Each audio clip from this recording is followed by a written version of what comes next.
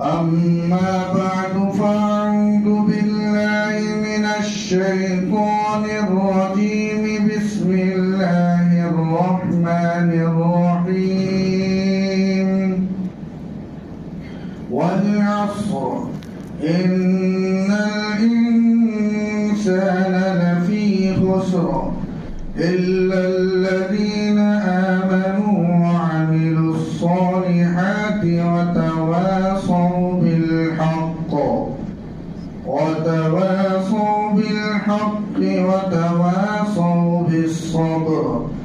وقال الله تبارك وتعالى وسارعوا إلى مغفرة من ربكم وجنة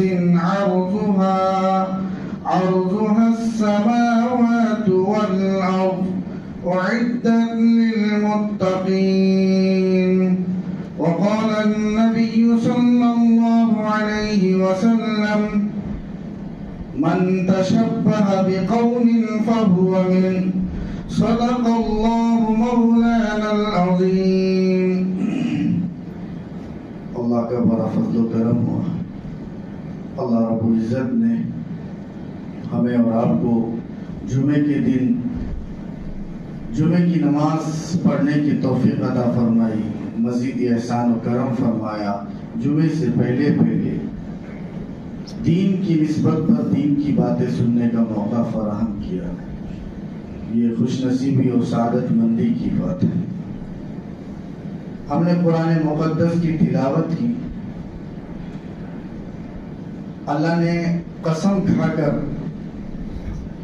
اس سورت کے اندر یہ اعلان فرما دیا ہے، قسم ہے زمانے کی یقیناً انسان خسارے میں. جب ایک آدمی کو اپنی بات کے اندر تاکید اور مضبوطی پیدا کرنی ہوتی ہے تو وہ قسم کھاتا ہے.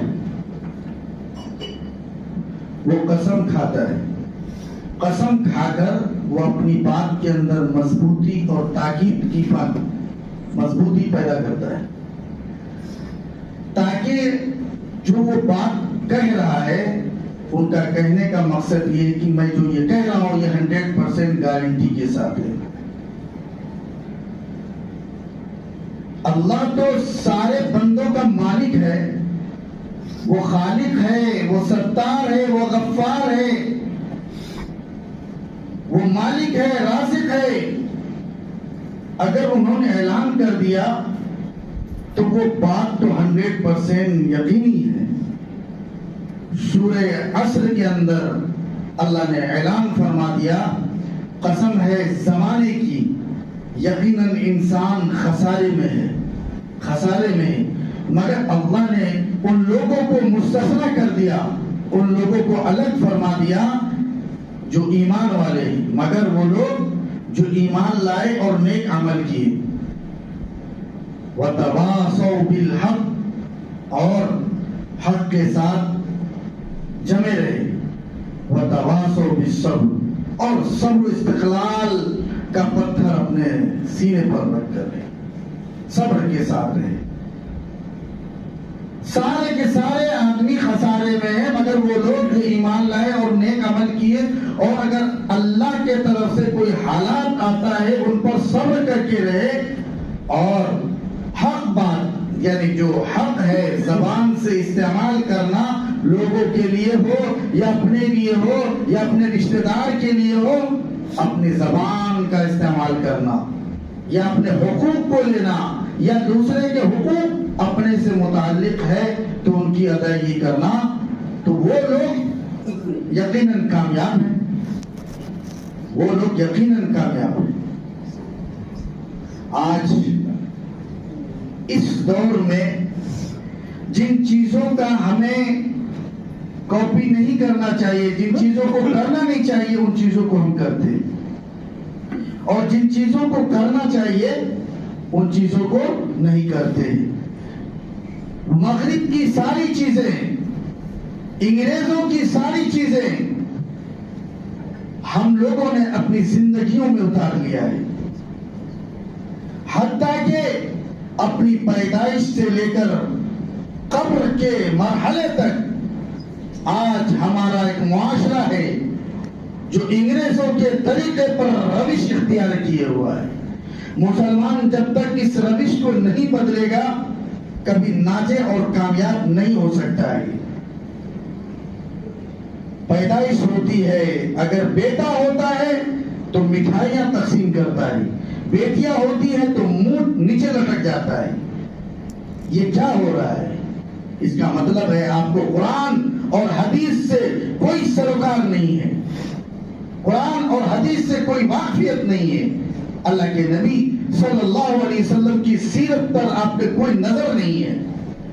یہ سیم انگریز یہی چال چلا کرتے تھے اور یہی طریقہ تھا. آج وہ زندگی جو زندگی ان کی تھی وہ زندگی ہماری بنی. آج ہمارے 1 سال پورے ہوتے ہیں تو ہم برتھ ڈے مناتے ہیں، کیک کاٹتے ہیں اور شان سے کہتے ہیں آج میرا برتھ ڈے ہے. 99% لوگ خصوصاً مسلمان برتھ ڈے میں شامل ہو کر اپنے آپ کو یہ کہتے ہیں کہ ہم مسلمان ہیں. مسلمان ہیں کس چیز کے مسلمان ہیں؟ آج ہمارا سارا طریقہ غیروں کا ہو گیا ہے، سارا طریقہ غیر لوگوں کا ہے، تو ہمارا ایمان کیسا ہے؟ ہم کیسے ایمان والے ہو سکتے ہیں؟ اب نیا سال چل رہا ہے. 31 دسمبر کو رات میں پٹاخے چلائے گئے، پٹاخے پھوڑے گئے، گولیاں چلائی گئی خوشی میں، اور لوگ بمبئی کے ان جگہوں میں جو خاص پوائنٹ ہوتے ہیں وہاں پر سارے مسلمان جمع ہو کر پٹاخے چلاتے ہیں، بندوق چلاتے ہیں. ان بندوقوں کے ذریعے جن سے پٹاخے کا استعمال کیا جاتا ہے، اور سارے کے سارے لوگ خوشیوں میں ڈوب جاتے ہیں. اور ایسا ہوتا ہے کچھ مسلمان تو ایسے ہیں جو شراب نوشی کرتے ہیں، اپنے دین سے بالکل پیچھے ہٹ چکے ہیں. ان کو یہ پتہ نہیں ہے کہ ہم کس کی امت میں شمار ہوتے ہیں. آج یہ عالم ہے. حالانکہ ہمیں تو اس بات کا غم ہونا چاہیے جن زندگیوں کو اللہ نے ہمیں دی تھی. مثلا ہماری زندگی، ہماری عمر ابھی 30 سال ہے. 30 سال کے بعد اب ہماری زندگی کتنی گزرے گی وہ کچھ پتہ نہیں. یہ اب تک کی زندگی جو تھی وہ ساری کی ساری زندگی ہماری لغویات میں چلی گئی، گناہوں میں چلے گئے، اور ایسا مرحلہ آیا ہوا ہے کہ ہم گناہوں میں ڈوبے ہوئے ہیں. اب جو آنے والا سال ہے، ان سال کے اندر ہم جو ہے اپنی زندگیوں کو بنائیں گے. فکر اس چیز کی ہونی چاہیے، فکر اس چیز میں ہونی چاہیے. لوگ مسابقہ کرتے ہیں، ایک دوسرے سے آگے بڑھتے ہیں. کن چیزوں میں؟ مال میں. آج ہمارے پاس 1 لاکھ روپے ہے اس سال، تو یہ 1 تاریخ کو اپنے دماغ میں یہ بٹھا لیتے ہیں کہ آئندہ ایک دوسرے سال میں 31 دسمبر کو انشاءاللہ ہمارے پاس 2 لاکھ ہوں گے. یہ ٹارگیٹ بناتا ہے. مگر اللہ قرآن میں فرماتا ہے وَسَارِعُوا إِلَى مَغْفِرَةٍ مِّن رَّبِّكُمْ وَجَنَّةٍ عَرْضُهَا السَّمَاوَاتُ وَالْأَرْضُ أُعِدَّتْ لِلْمُتَّقِينَ. مسابقہ کرو تو تم لوگ اپنے رب کے طرف دوڑو. وَسَارِعُوا إِلَى مَغْفِرَةٍ، اور مغفرت کے طرف دوڑو. یعنی اللہ تعالیٰ جن چیزوں کے ذریعے مغفرت کرے گا ان چیزوں کی طرف ہمیں دوڑنا چاہیے. اور جنت کو حاصل کرنے کے لیے ہمیں کس طرح کا مسابقہ کرنا چاہیے ان چیزوں میں. مفتی شفیع عثمانی رحمت اللہ علیہ اپنی کتاب کے اندر لکھتے ہیں کہ آدمی کو دینی ماحول کے اندر، یعنی جو آدمی دیندار ہو، اپنے سے اعلیٰ کے پاس بیٹھے اٹھے. جو زیادہ نمازی ہے، متقی ہے، پرہیزگار ہے، ان کے پاس اٹھنا بیٹھنا کرے. اس سے کیا ہوگا کہ اس کے اندر ایک خواہش اور لالچ پیدا ہوگی. حرص جس کو بولتے ہیں، لالچ کس چیز میں؟ عبادت کے کرنے میں. ارے یہ تو بہت عبادت گزار بندہ ہے، بہت نمازیں پڑھتا ہے اور ہر وقت تہجد گزار ہے، تو ان کے ساتھ اٹھنا بیٹھنا جب ہوگا تو ان کے ساتھ ان کے دل کے اندر ایک جذبہ پیدا ہوگا، شوق پیدا ہوگا. اور مال کے اعتبار سے بتلا ہے کہ مالدار کے پاس نہیں بیٹھنا ہے، بلکہ جو تم سے کمزور ہے، یعنی جو آدمی کمزور ہے ان کے پاس ہم جائیں گے. جیسے ہمارے پاس زیادہ مال ہے، فلاں کے پاس کم مال ہے، تو اب میں جاؤں گا تو کسی غریب کے پاس بیٹھوں گا تاکہ اس کی غربت کو دیکھ کر اللہ کی نعمت کا شکریہ ادا کر پاؤں. یہ ہونا چاہیے ہمارے اندر جذبہ. مگر ہوتا یہ ہے کہ ہمارے اندر یہ بات آ گئی ہے دنیا داری کے اعتبار سے جتنا ہو سکے ہم دنیا کو حاصل کر لیں. غزوہ تبوک کے موقع پر حضرت ابوبکر اور حضرت عمر فاروق رضی اللہ عنہ کا مسابقہ دیکھیے.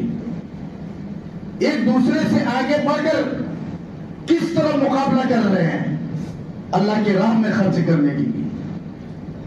غزوہ تبوک ایک ایسا غزوہ ہوتا ہے جو آزمائش کے لیے ہوتی ہے، اور وہ غزوہ تبوک کے موقع پر ایسی گرمی ہوتی ہے کہ آسمان سے شعلے برستے ہیں، اور معیشت کے اعتبار سے وہ وقت ایسا ہوتا ہے کہ کھجور کا پکنے کا وقت ہوتا ہے، کھجور پکتا ہے، اور اس کھجور کی وجہ سے وہ لوگ بیچ کر پورے سال اپنا روزی روٹی چلاتے. صحابہ کرام رضی اللہ عنہم اجمعین کی طرف آزمائش ہے، یہ اللہ کی طرف سے آزمائش، یہ آزمائش ہوتی ہے. اور اس موقع پر حضور اکرم صلی اللہ علیہ وسلم مسجد نبوی پہ کھڑے ہو کر اعلان فرما دیتے ہیں کہ اس غزوے کو جو کامیاب کرے گا اس کے لیے اس کو جنت کا پروانہ دیتا ہوں. ان کے لیے جنت کا اعلان ہے، وہ جنت ہی ہو جائے گا. جب اللہ کے نبی صلی اللہ علیہ وسلم کا یہ اعلان اور صحابہ کے اندر شوق پیدا کر دیا، سارا صحابہ ایک دوسرے سے بڑھ کر حصہ لینا چاہے کہ ہم اللہ کے راستے میں مال لگائیں گے. حضرت عمر فاروق رضی اللہ عنہ اجمعین دوڑ کر چلے جاتے ہیں اپنے گھر کی طرف، اور جاتے ہیں اور سارے مال میں 2 حصہ کرتے ہیں. ایک حصہ جو اپنے گھر کے لیے چھوڑ دیتے ہیں اور آدھا حصہ حضور پاک صلی اللہ علیہ وسلم کی خدمت میں لے کر آ جاتے ہیں. اور اسی طرح حضرت ابوبکر صدیق رضی اللہ عنہ اپنے گھر پر جاتے ہیں اور سارا کا سارا مال اللہ کے نبی صلی اللہ علیہ وسلم کی خدمت میں پیش کر دیتے ہیں. کہتے ہیں اے اللہ کے نبی، یہ ہے غزوہ تبوک میں جانے کے لیے، ان کے جنگ کے لیے ساز و سامان یہ میں دیتا ہوں. اللہ کے نبی صلی اللہ علیہ وسلم حضرت عمر فاروق رضی اللہ عنہ سے پوچھتے ہیں گھر پر کیا چھوڑا آپ نے؟ کہا کہ آدھا مال ہم نے گھر پر چھوڑا ہے اور آدھا میں لے کر آیا ہوں. حضرت ابوبکر صدیق رضی اللہ عنہ سے جب پوچھتے ہیں کہ آپ نے کیا چھوڑا گھر پر؟ کہا کہ میں گھر پر اللہ اور ان کے رسول کو چھوڑ کر آیا ہوں، ہمارے پاس گھر پر کچھ نہیں ہے. حضرت عمر فاروق رضی اللہ عنہ کہنے لگے کہ میں ابوبکر سے آگے کبھی نہیں بڑھ سکتا ہوں، کبھی نہیں پڑھ سکتا ہوں. تو یہ مال میں اللہ کے راستے میں مال خرچ کرنے میں مسابقہ کر رہے ہیں کہ ہم اللہ کے راستے میں مال خرچ کر کر جنت کو حاصل کریں گے.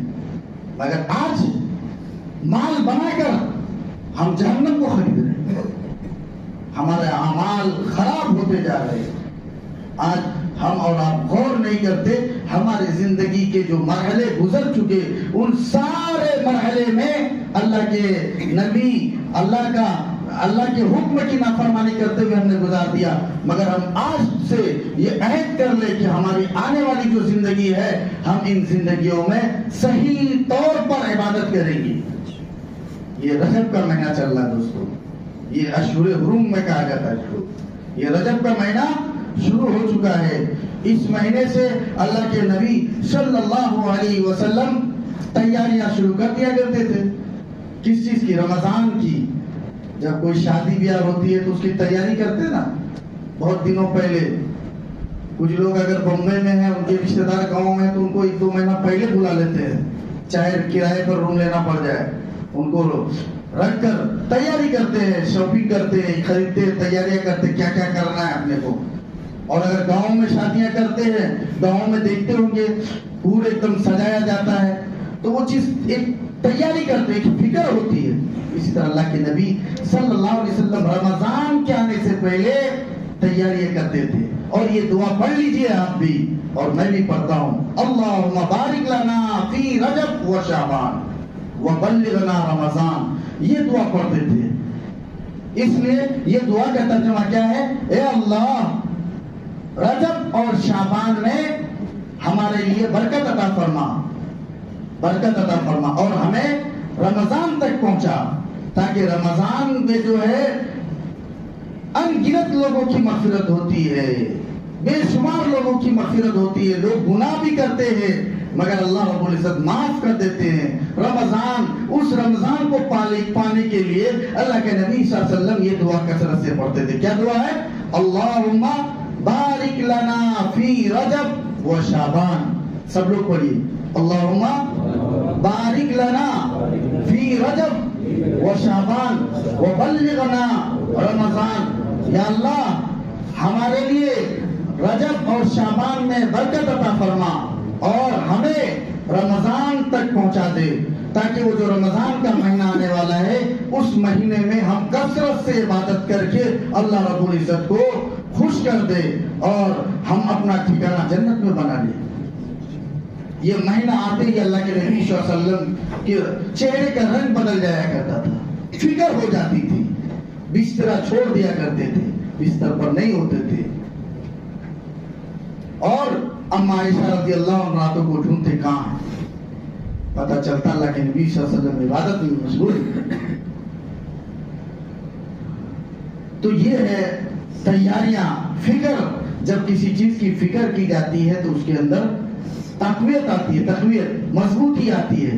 اس لیے ابھی رمضان کے آنے میں جو ٹائم ہے اس سے پہلے سے ہم تیاری کریں. اگر ہو سکتا ہے ہماری زندگی کا اگلا رمضان ہے یا نہیں ہے، 2026 کا رمضان جو آخری ہے، 27 کا جو رمضان آنے والا ہے، یہ تو 26 کا رمضان آ رہا ہے. اب اس کے بعد والا جو رمضان آئے گا کیا پتا اس میں ہم رہیں کہ نہیں رہیں، ایک پل کی خبر نہیں ہے ہماری. ابھی یہ نیا سال چالو ہوا ہے، اس نیا سال میں ایک دوسرے کو مبارکبادی اور تہنیت کا پیغام دیتے ہیں، خوشی سے پٹاخے پھوڑتے ہیں. مگر دوستو یہ نہیں ہے، کسی قرآن میں اور احادیث میں یہ جملہ ثابت نہیں ہے کہ اس طرح کے اعمال کرو، اس سے ہمارے اعمال ختم ہو جاتے ہیں، ہے نا. اللہ تعالیٰ بھی ناراض ہوتا ہے اور اللہ کے نبی صلی اللہ علیہ وسلم کا بھی فرمان نہیں ہے. اس لیے جن چیزوں کا ثبوت ہے ان چیزوں کو ہم کریں تو انشاءاللہ اس کے اندر برکت بھی ہوگی اور ہمارے کرنے سے ہمیں فائدہ بھی ہوگا. کریں گے نا؟ اور یہ تھوڑی دیر کے لیے اپنا وقت فارغ کریں گے، تھوڑی دیر، 5 منٹ 10 منٹ. وہ ٹائم میں ہم کو کوئی بھی چیز نہیں سوچنا ہے، صرف ایک اللہ کو یاد کرنا ہے. نماز تو پڑھ رہے ہیں 5 ٹائم، مگر ہمارا ذہن کیا ہے کہ دکان پر بھی ہے، گھر پر بھی ہے، کاروبار پر بھی ہے اور مسجد نماز میں بھی ہے. مگر 5 منٹ دوستو، 10 منٹ 5 منٹ خالی کر کے اپنے گریبان میں جھانک کر جھک کر یہ سوچیں اور غور کریں کہ ہم دن بھر میں کتنے گناہ کرتے ہیں، ہمارے زبان کا استعمال کیسا ہوتا ہے اور ہمارے زندگیوں میں کتنے گناہ ہوئے. اگر ہم بخدا اگر شروع کر دیں گے تو ہمارے گناہ جو ہے کم ہونا شروع ہو جائے گی اور ہماری زندگیوں میں تبدیلیاں شروع ہو جائیں گی. اگر ہم یہ نہیں کریں گے، اگر سوچنے والا مرحلہ ہم نہیں بنائیں گے، سوچنے والا معمول نہیں بنائیں گے تو ہماری زندگیوں میں تبدیلی کبھی نہیں آ سکتی. اس لیے ہم تھوڑی دیر غور و فکر کریں گے اور اس غور و فکر میں خدا کو یاد کریں گے اور خدا کی دی ہوئی نعمتوں کا شکر ادا کرتے ہوئے اپنے گناہوں پر شرمندہ ہوں گے. اور اللہ کے نبی صلی اللہ علیہ وسلم نے وظیفہ بتا دیا، اگر گناہ ہو جائے تو کیا کرنا ہے؟ استغفر اللہ ربی من کل ذنب واتوب الیہ. سب سے بہترین نسخہ ہے اگر کوئی گناہ کرتا ہے تو اس لفظ کو پڑھ لے، استغفر اللہ الذی لا الہ الا هو الحی القیوم واتوب الیہ. استغفر اللہ ربی من کل ذنب اذنبته عمدا او خطا او سرا او علانیہ واتوب الیہ من الذنب الذي اعلم من الذنب الذي لا اعلم انك انت علام الغیوب وستار العیوب وغفار الذنوب ولا حول ولا قوة الا بالله العلی العظیم.